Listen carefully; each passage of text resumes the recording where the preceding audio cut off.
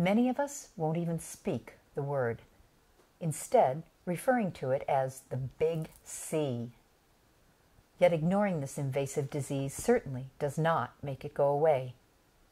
Cancer is the leading cause of death worldwide and, in the United States, has aggressively invaded the bodies of almost 2 million Americans in this year alone. What those numbers mean is that none of us are immune to cancer. If we haven't been diagnosed with one of the many variations, we've probably watched our family or our friends suffer through the disease. For myself, my grandmother, 3 of my aunts, and more friends than I care to count have endured and in some cases died from cancer. Obviously, with those kind of odds, I find myself reflecting on how I would endure were I to hear the words, "You have cancer." After chatting with the young girl you are about to meet, I can only hope that I would have her strength, determination, and grace. My name is Stella Usiak. Stella, how old are you? I am 12 and a half right 12 now. and a half. Yeah. Is it important to be that half? Yeah. But at the same time, you have a life that's very different from most 12 and a half-year-olds. You want to tell me a little bit about when your life changed and what happened and why? I was about 7 and a half when my life changed. I became sick and the doctors at first didn't know what it was. They thought it was just like a cold or a virus, and then when that didn't go away, they kept on doing blood testing. They found acute lymphoblastic leukemia, ALL, in my bone marrow. My mom explained to me what cancer was, and so I knew what it was. So Okay. when I first was told, I knew I was going to lose my hair. I knew, like, that it was gonna be hard, and it wasn't just normal cold or. Right. Were you scared? Yes, I was scared, but I also just didn't know what to think at the time. Right. I was young, and during my first round of treatment, I asked a lot of questions. I always wanted to know what they were gonna do to me.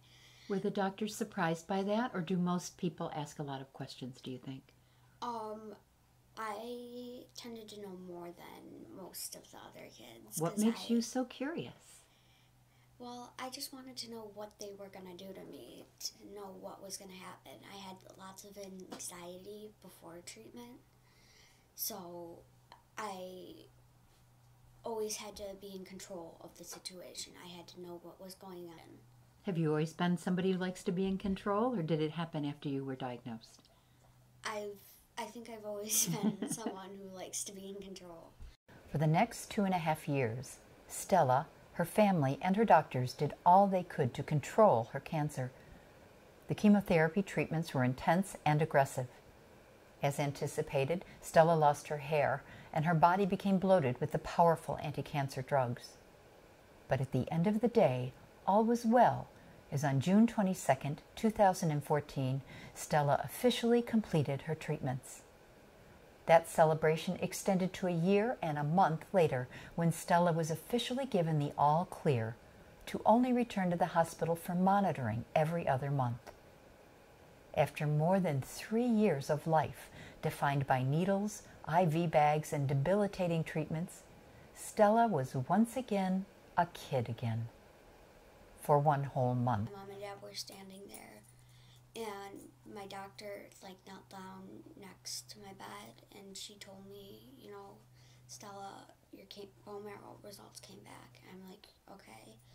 And she's like, you have cancer again.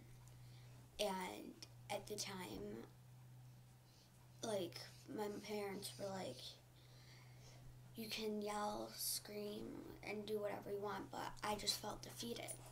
Mm-hmm. I was sad. Did you cry? Yeah, I cried. Bet. For a long time, I bet. Yeah, but there was a point where I just couldn't cry anymore, so I shook it off. That's a pretty popular song. Yes. And that came out right when I relapsed.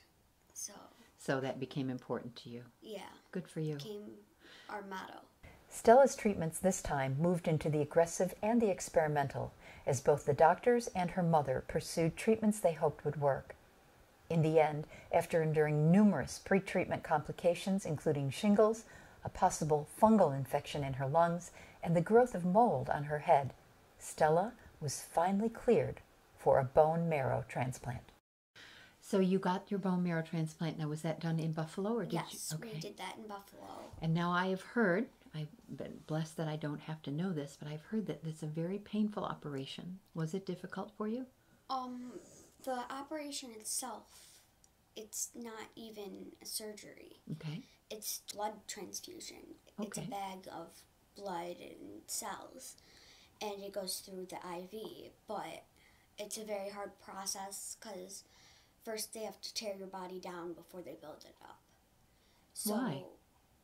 well, you have to be at like zero everything, like no cancer, but your immune system, they don't want it fighting the different cells because it's from a different person.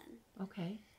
And because they don't want it fighting, they will tear your body down. Like, I got radiation, and I actually got more radiation than normal because of the MRD and stuff like that, and hard chemo before transplant. When they tell you that you're going to have to go through these things, was there any point in time when you just said, no, I just can't do this? I knew I had to do it because otherwise there was no way that I would survive. Do you ever get tired of talking about it and thinking about it and living it day in and day out?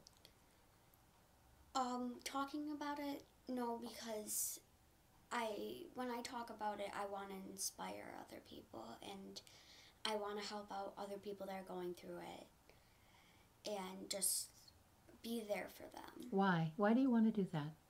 Because other people were there for me, and like, I have friends that, like, some of the hardest parts of going to treatment is seeing people not make it. And I have friends who have not made it, but they have helped me, and I want to be just like them. I want to help other kids and other adults and anyone that I can.